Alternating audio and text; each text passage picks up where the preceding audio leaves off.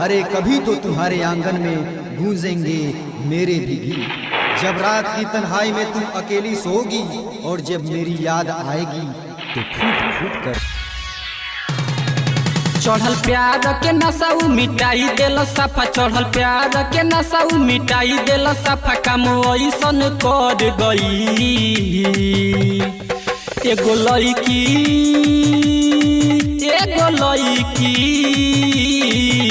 अरे का बताइए, एगो लड़की से प्यार हो गई, दिल तुरी के फरार हो गई। एगो लड़की से प्यार हो गई, दिल तुरी के फरार हो गई। चढ़ल प्यार के नशा मिटाई देल सफा, चढ़ल प्यार के नशा मिटाई देल सफा। काम ऐसन कर गई एगो लड़की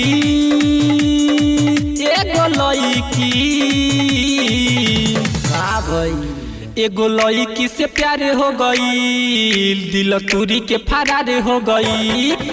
एगो लड़की से प्यार हो गई, अरे कभी तो तुम्हारे आंगन में गूंजेंगे मेरे भी गीत।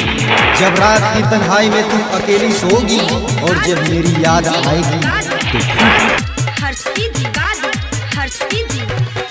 कि अरे रब करे प्यारा ओके करे ना कोई, आवे जब याद हम रोए होई हो। रब करे प्यारा ओके करे ना कोई, आवे जब याद हम रोए होई पाके ऐसन मौका तो देले दिया धोखा, पाके ऐसन मौका तो देले दिया धोखा। दिल टूटिए के चूर भई एगो लड़की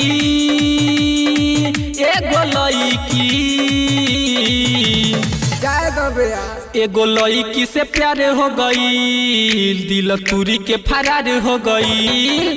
एगो लड़की से प्यार हो गई, दिल तुरी के फरार हो गई, दिल तुरी के फरार हो गई।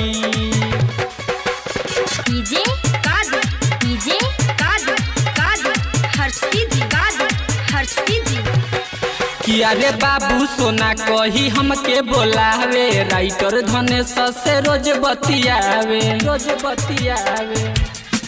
हो। बाबू सोना कही हमके बोलावे, शैलेश धनेश से रोज बतियावे। भले रहे मकुआरा प्यार होई ना दोबारा, भले रहे मकुआरा प्यार होई ना दोबारा। शिव प्रताप सनम कह गई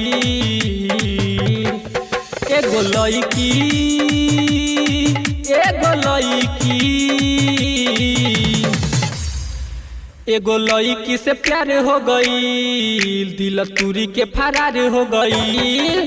एगो लड़की से प्यार हो गई, दिल तुरी के फरार हो गई, नौ 6 3 1 3। आग जो दिल में लगी है उसे दुनिया में लगा दूंगा मैं, जो तेरी टोली उठी जमाने को चला दूंगा मैं।